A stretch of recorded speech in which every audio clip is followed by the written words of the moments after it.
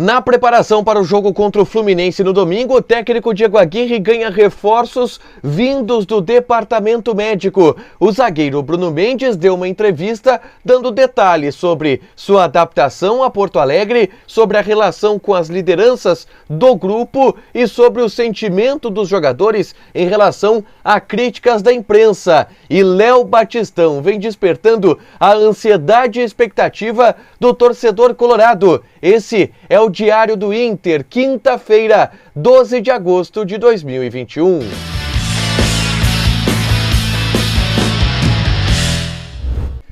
Tudo bem, senhores? Grande abraço para vocês.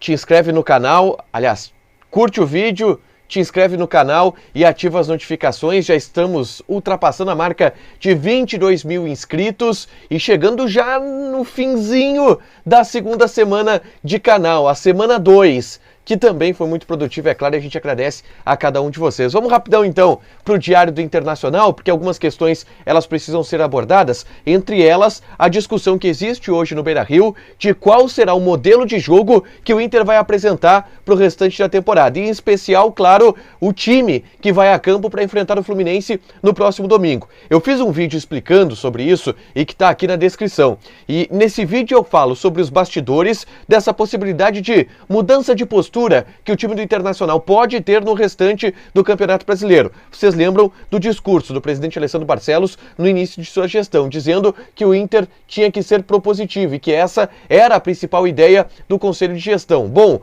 hoje se abre com uma perspectiva maior a possibilidade do Inter ter um estilo de jogo mais reativo, principalmente depois da vitória que teve por 4-0 sobre a equipe do Flamengo. E aí no vídeo eu explico o que se fala disso nos bastidores do Internacional. Qual é a posição, por exemplo, do grupo de jogadores que se sente mais confortável jogando dessa maneira, da direção, da comissão técnica, o que pode ser feito no futuro. Você confere com mais detalhes aqui nesse vídeo que eu gravei hoje à tarde falando sobre o modelo de jogo do Internacional. E claro que o reflexo disso vai ser posto na partida de domingo contra o Fluminense. E a tendência, eu repito, é que o Diego Aguirre mantenha o time que venceu a equipe do Flamengo no último domingo. Claro que com uma mudança na lateral esquerda, porque o Moisés volta ao time após cumprir suspensão na vaga exatamente do Paulo Vitor.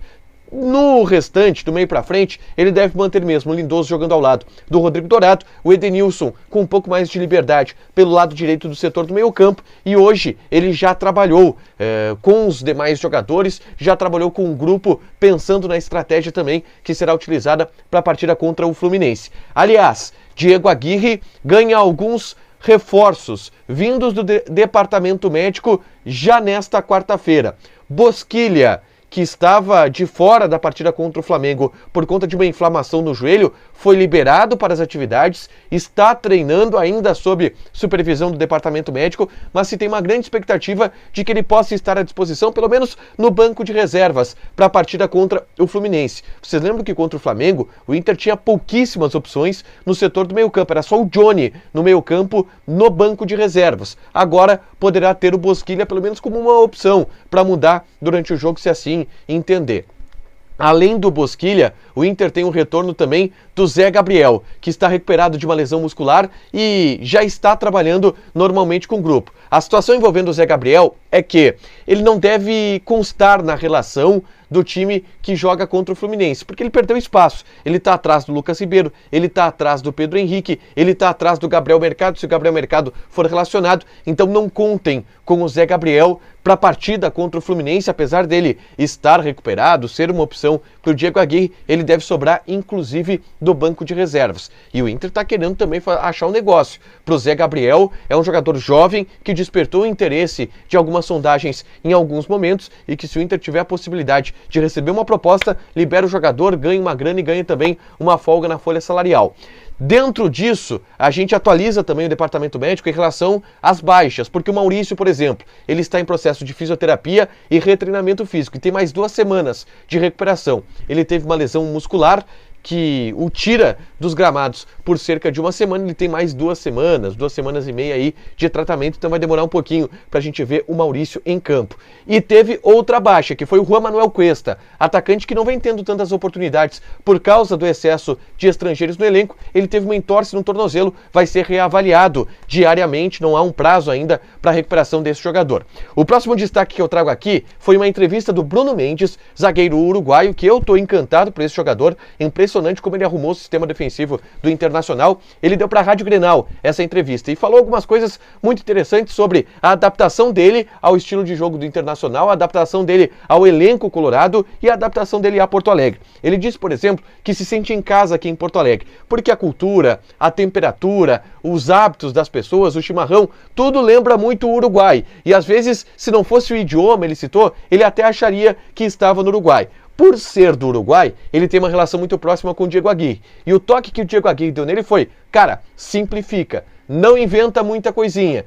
O Bruno Mendes é um zagueiro que tem sua qualidade técnica, tem sua qualidade na imposição física e tem se destacado por isso e também seguindo esse conselho de não inventar. Além dos conselhos do Diego Aguirre, ele é um cara que ouve muito as lideranças do grupo, em especial o Cuesta e o Gabriel Mercado, que são zagueiros mais experientes que ele e que treinam junto ali com ele no dia a dia. Sobre o Mercado, inclusive, ele falou que o Inter vem treinando sempre com uma linha de 4, nunca com 3 zagueiros, e que o Gabriel Mercado já treinou em várias funções dessa linha de 4, que é uma informação que eu até já havia trazido para vocês aqui. O Gabriel Mercado treina tanto como 3, como zagueiro central, como 4º zagueiro, e às vezes como lateral direito. É um cara muito versátil, muito experiente e que a comissão técnica do Inter espera muito dele. Resta apenas relacionar e dar uma oportunidade para o jogador. Ele falou também sobre as lideranças do elenco, que ele citou Taison, Cuesta, Dourado, Lindoso e Edenilson como as principais lideranças do elenco. Detalhe, para o ano que vem vai sobrar o Taison,